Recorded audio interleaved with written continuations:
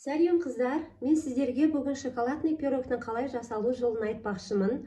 Арасы өте сулы болып келеді, нәзік, толық әдемі піскен. Байқасаңыздар, қалай жасалу жолын видеоның соңына дейін қараңыздар.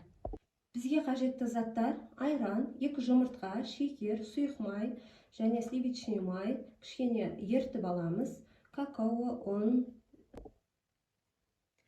Алдымен осындай тостағымызға 2 жұмыртқамызды және тұзымызды, қантымызды салып, үшеуін бірге жұмыртқа ағарғанша араластыратын боламыз. Мен осылай венчикпен істеп жатырмын. Менде пока миксерім істемей қалды. Сіздер миксермен істесеңіздер өте жылдам істейсіздер.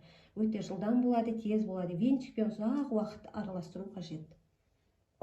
Осылай міне аппақ болып ағарғанша араластырдым жұмыртқа мен қантымызды. Енді осының үстіне сары майымызды және айранымызды үстіне құятын болады.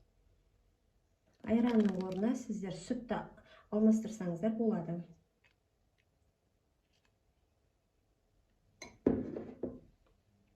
Және бөлме температурасына кішкене ерген сары майды құйып жатырмын. Сіздер толық ертіп алсаңыздар болады.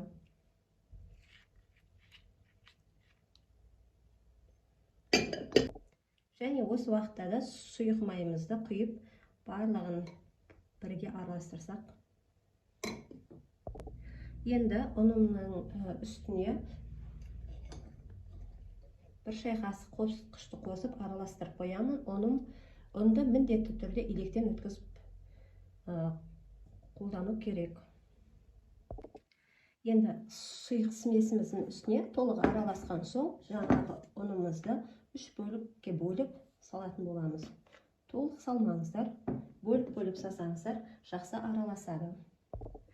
Ұнды толық салып араластырып алдым. Енді осының үстіне какаоны салатын боламыз. Мен какаоны да електен өткізіп қойдым. Енді осының үстіне саламыз. Арасында түйіршіктері болса, сіздер де неден өткізіп алыңыздар електен. Смесім дайын болды.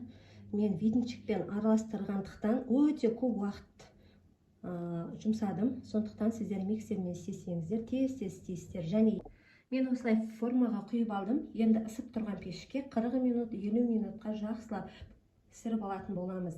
Жақсы піскенін, піспегенін осындай таяқшамен тексеріп көреміз. Арасын мен барлық масалқылардың өлшемдерін видеоның соңына, яғни описание бөліміне жазатын боламын. Пирогым пісіп шықты, өте жақсы пісті. Мен бұны осындай таяқшамен шұқып қарадым. Сонда таяқшамыз іші жабыспаған, қамырымыз таза шыққан. Бетіне әсемдеу үшін шоколадты ертіп құямын.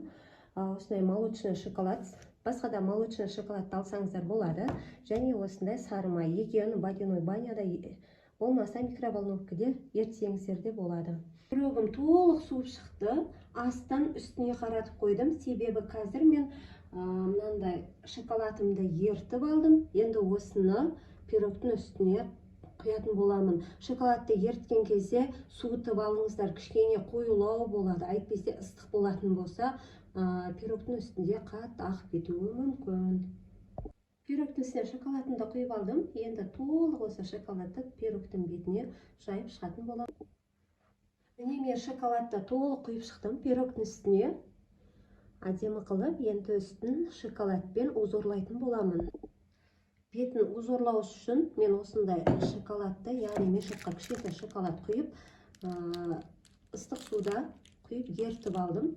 Енді осыны узорлап, шоколадтың бетін әсерлеп шығамын.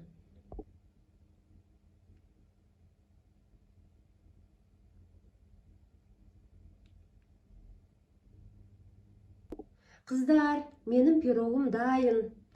Өте әдемі, тамаша шықты. Сіздер де жасап көріңіздер. Видео ұнаса, маған лайк басып, комментарий жазып, міндетті түрде менің арнама тіркеле кетіңіз.